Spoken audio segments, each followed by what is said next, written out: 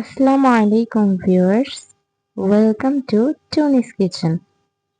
আজকে আমরা রান্না করতে চলেছি একটি ঝটপট ডিমের রেসিপি, যার জন্য আমরা আগে থেকেই উপকরণগুলো প্রস্তুত করে নিয়ে রেখেছি। এখানে হালকা করে প্রথমে পেঁয়াজটা ভেজে নিচ্ছি।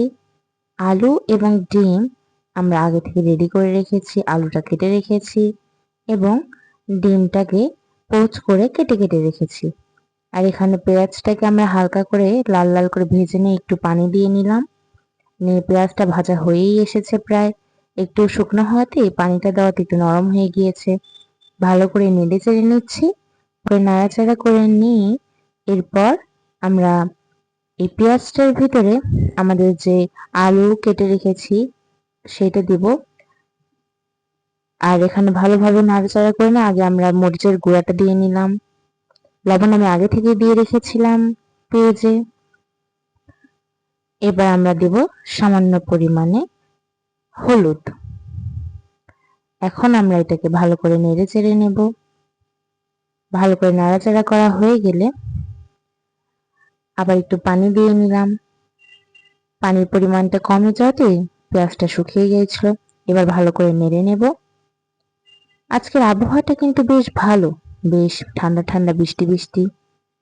এরকম আবহাওয়ায় টুকটাক রান্না করতে কিন্তু বেশ ভালোই লাগে। আর বৃষ্টির আবহাওয়াতে কেন জানি মুখরোচক খাবারগুলো খেতেও ভালো লাগে।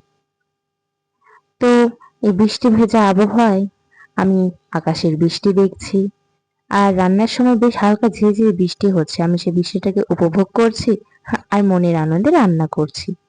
তো আমার এই এটা মেখে নেওয়া হয়ে গেছে ভালো করে। দেখতে পাচ্ছেন পেঁয়াজটা বেশ নরম হয়ে এসেছে আর ভাজা ভাজা হয়ে গেছে। আর একটু পানি দিয়ে নেব সামান্য পরিমাণে, যাতে এটা গা মাখা হয়ে থাকে। আর একটু ভালো করে পানিটা যেটা দিলাম মিশিয়ে নিচ্ছি।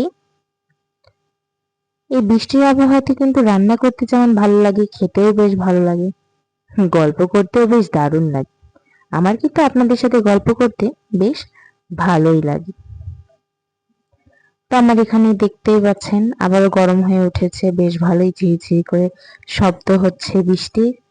আর আমার রান্নার আনন্দে আমি মনে সুখে রান্না করছি। এখানে একটু ঢেকে দিব, ঢাকনাটা তুললাম।